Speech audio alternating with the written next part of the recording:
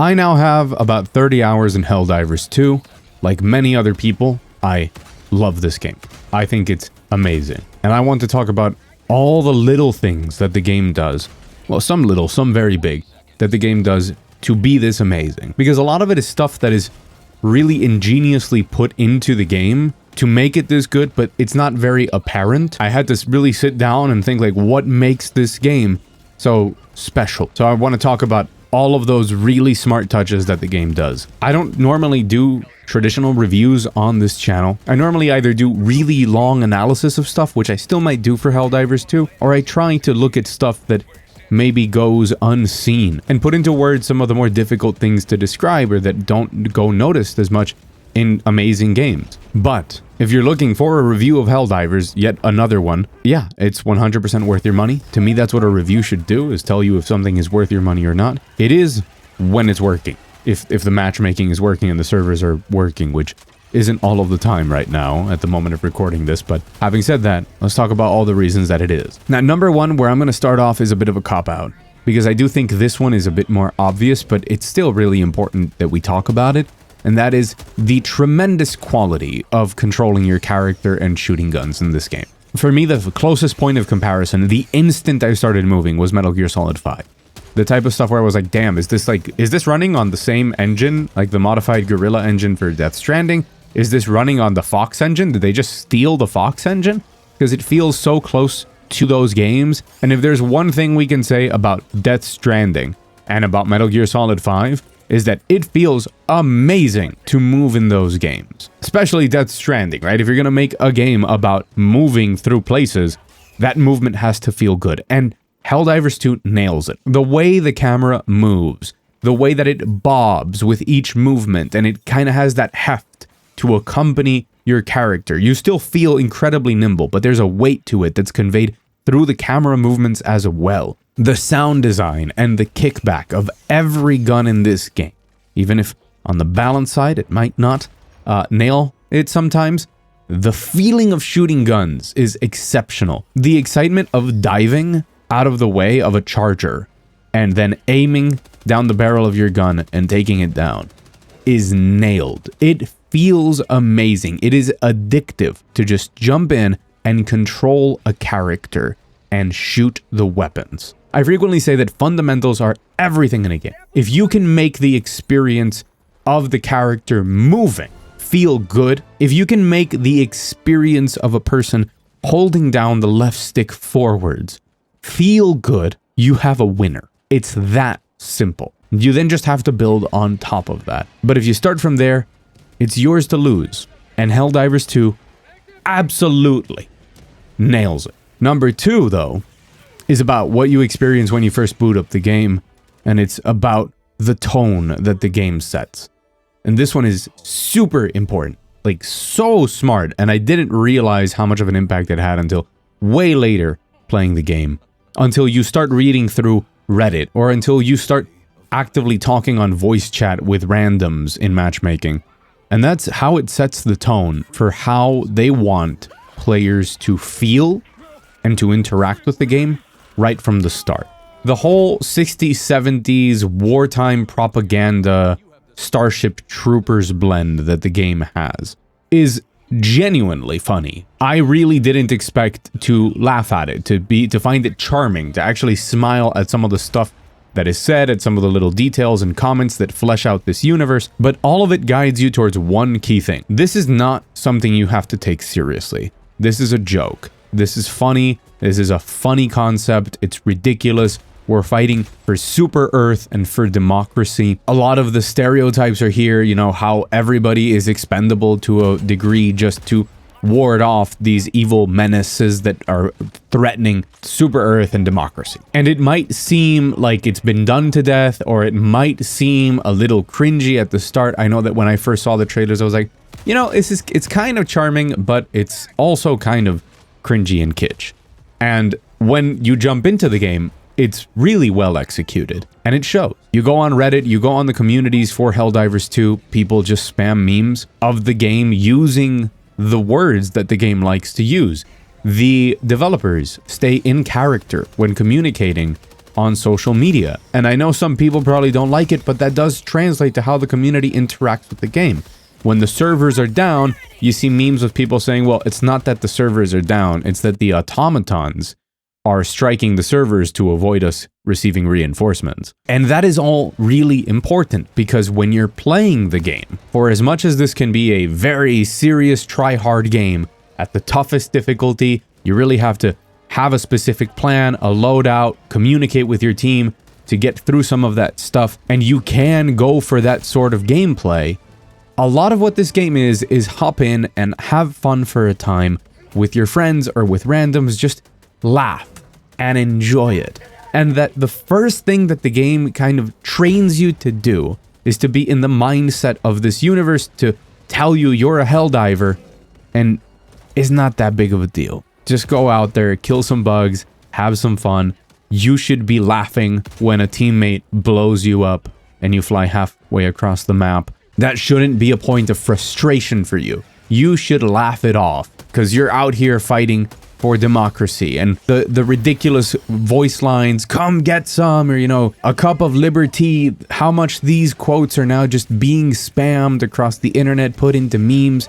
It's all a testament to how much this personality that the game tries to put forwards also affects the people playing it and how we treat the game. If you make the game convey that it's super try-hard, and then people are try-hard, that's what you expect.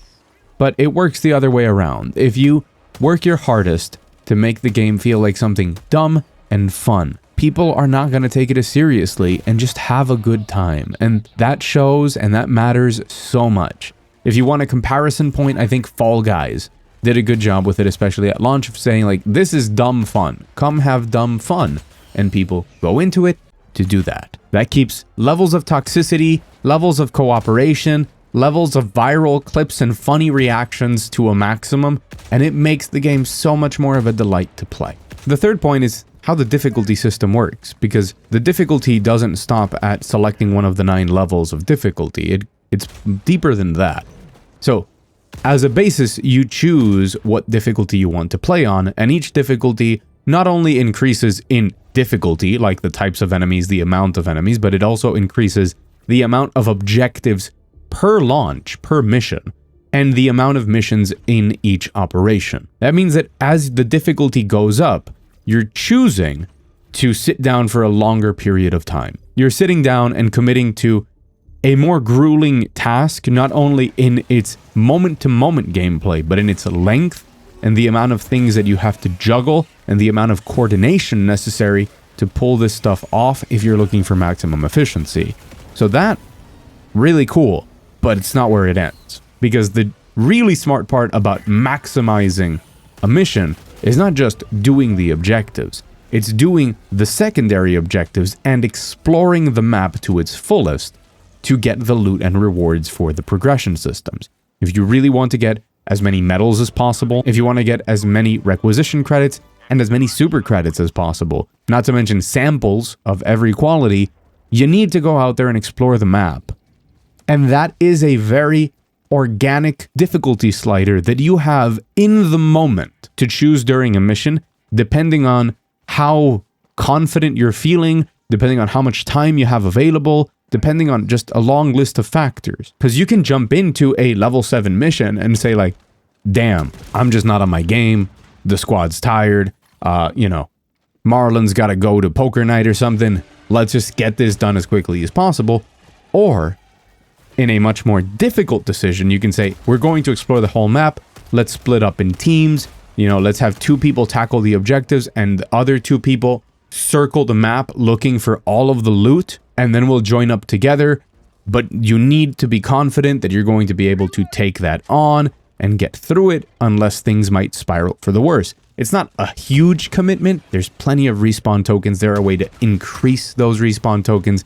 And if something goes awry for somebody, you can just respawn them on top of you. You get back to the group. You can kind of adapt from there. But the fact that you dynamically decide to make the mission more difficult and potentially take longer in the moment by saying, hey, let's explore, let's look out for stuff, let's go find it, to me is an incredibly smart decision when you're making a game that can pit a bunch of random people together, or where people can play it more to their choosing without feeling like they're sacrificing on anything. If you want to just get the challenge out of doing a level 7 mission, you can. But if you want to go for the maximum potential of loot to gather in one mission, and you think that you and your squad have the efficiency to pull it off, you can, without going to the next level, just max out your rewards on that, which will also prove a challenge. Super smart design in that. The fourth point is how it frames meta progression in a live service game. I think plenty of people have already talked about how this game justifies itself as a live service, and it really comes down to a very simple thing. The live service nature of it is a core part of how the game functions. It's not that there's a bad game and they bolted on the live service tag and systems to fit in with the trend and find further ways to monetize it. It is that from the start, it's a great game that was designed with this system in mind, which is a system very similar to the one in Helldivers 1. But the idea of the galactic map and this being a enormous cooperative campaign where everybody is working together to defend Super Earth not only ties into my second point about setting the tone and moving towards that cooperation, but also in creating a genuine excitement that I don't think I've felt in a game like this ever. I've felt it maybe in some other genres, maybe in something like an MMO, I don't even remember. Look, there's an abrupt cut here because I realize the sort of language I'm using because it matters. When we were liberating Angel's Venture and we were struggling to get that thing done, me and a crew of randoms went through 3 operations sticking together, and it was a magnificent experience. And I felt like I had an impact on Angel's Venture, and the community was rallying around it. There were memes on Twitter, there were memes on Reddit, and then I went to sleep, I woke up, Angel's Venture was liberated, and I was like, damn, we did it. What's next? And that had a gameplay impact, because then I had to choose different planets that have different biomes and feel very different from what I was doing on Angel's Venture. And it made it feel like everybody together was progressing as a community through this game. That entire framing, the way that content updates and things can happen with a narrative that makes sense in the story and it can be communicated to you directly through the game, is so cool. And the potential for it has me so excited. I think so many people are so excited for this game to be very good throughout time as a live service because we're excited to explore new planets together, to encounter new biomes, new enemies, a potential third faction, new mission types, to see the twists and turns, and to play the game more. And everything about playing the game is so good that if you just give us like 4 new weapons, just playing with those new weapons is about 10 to 12 hours of playtime that I would be happy with. So having this game function as a live service feels very organic, in the sense that I log in every day and I don't know what's happening. Maybe we got a new alert and we have to go fight the automatons to give everybody a bonus. Maybe because everybody did focus on that, everybody gets a power-up the next day. Maybe there's a new objective, or maybe finally we liberated this one planet and hey, isn't that cool? You have that feeling of community coming from it. And to me, this is what happens when you really try and take advantage of that idea of a live service model. Because I've said it before, I'll say it again, I've got a big video coming up on it. Live service games are not bad. It's just that the games that we've had that are live services are pretty terrible, or they use terrible methods for the live service. But the idea of a game that keeps growing and expanding and keeps giving you more of what you love, I think that's something we're all on board with. But it needs to be done right. And I think Helldivers 2 is definitely in the right direction. Which brings me to point number 5. For being a live service, not only is the game so good that people are willing to overlook it, the people who traditionally hate a live service game, many of them are willing to ignore the fact that this game is that. Not only because it's a good one, but because the game itself is just so good. As a live service that I'm sure the developers didn't know that it was going to be this level of success, but if they had known, they could have gone with time-gated battle passes. They could have gone with much more predatory monetization. And I don't think that would have been a good call. So, it's a good thing they went with this, and that as far as we know, they're going to stick to their guns. Battle passes are not time-gated. They come out, You select the one that you want to progress through. They're all available. All of that content will remain. You're never going to be locked out of it. Premium battle passes don't offer anything that incredible, but if you really want the premium battle pass, if you do grind the free battle pass all the way through and you didn't spend the super credits you can get from there on some cool armor in the shop, you 100% will have the credits, since you can earn them in the game, to purchase that premium battle pass. So you never feel like you're missing out on something that will make the game easier, but they do contain cool stuff, cool side grades to a degree of things that are already in the game that you can aspire to, that you can work towards, which, you know, carrot on the stick. That's how everything works. But it's not unattainable, nor are they telling you, well, if you don't pay, you're out of luck. It's a really good balance of not making you feel like you're lesser for not getting it, and also giving you a way to get it without paying. And it's something that I talked about in a recent video. I think that as new live service games come out and they realize that this space is so competitive, they're going to start to understand that not only do you need to make an excellent game to start with, but you're probably never going to rip away the title of main game for a lot of people who have already dedicated so much of their time, so much of that sunk cost fallacy into Apex and Call of Duty and Overwatch or whatever it might be. You can't time gate your battle passes. You can't force people to log in every single day. You want to make people feel good for logging in every day, but you don't want to make them feel bad if they didn't. And I think Helldivers 2 strikes that balance beautifully. Now, there is some bad stuff to mention. The server and the matchmaking issues are a big deal. Weapon balance is weird. There's bugs like armor, padding, armor rating, I think in general, just not working right now.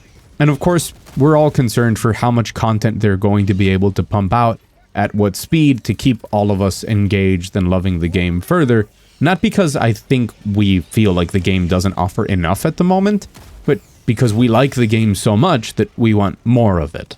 It's not like, oh, there's not enough in this game. I think there's enough to justify the price tag, but we really want them to not just catch the lightning, but to ride it. And I hope they can pull that off. But obviously, some of that might have to be delayed to just get the game working.